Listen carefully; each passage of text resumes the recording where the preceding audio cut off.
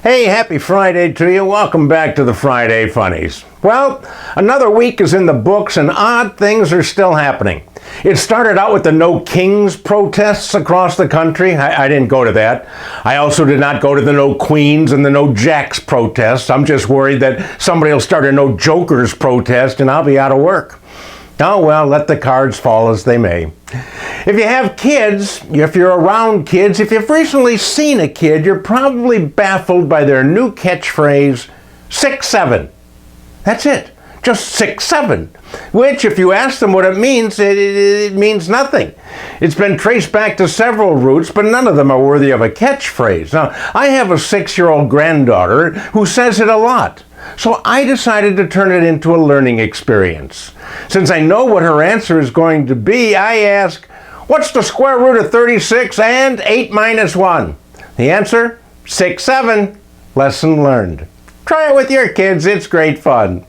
Now it's time to have some fun and learn something useful from the weird people in the news.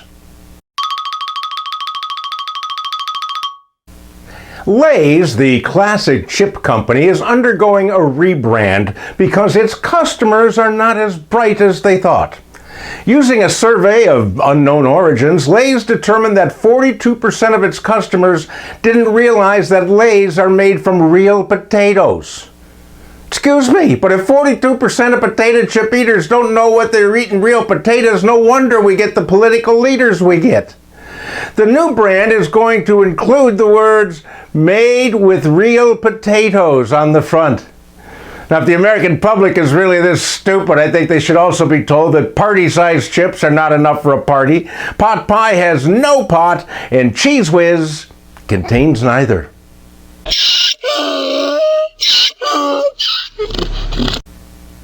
In Thailand, a member of Doctors Without Licenses was arrested.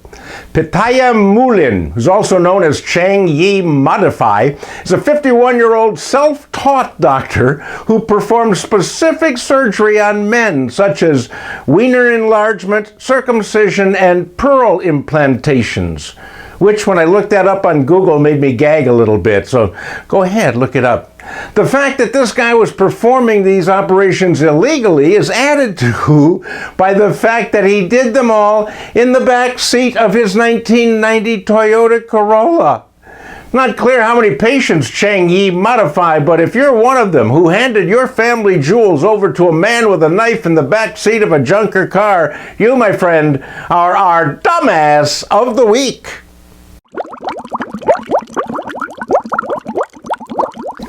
In Fujian province in China, a restaurant called Fuzhou Hao experienced an indoor tsunami this week. The restaurant specializes in fresh fish and had a huge water tank installed in the kitchen. Now, I don't know how big this tank was, but when it exploded, it released enough water to flood the kitchen and the dining area. The fish in the tank figured this was their big chance to escape, and they swam towards the patrons in the restaurant.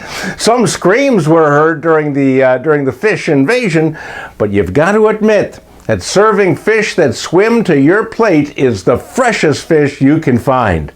And the restaurant told their diners, of course, that their meals were on the house. Underwater, but on the house. Hey, that's it, my friends, for another week. Thank you for joining me on this little comedy trip. Please share it with your friends. Listen to my podcast, Another Day Above Ground. That will also make you laugh. And I will see you next week, which happens to be Halloween. Dress up.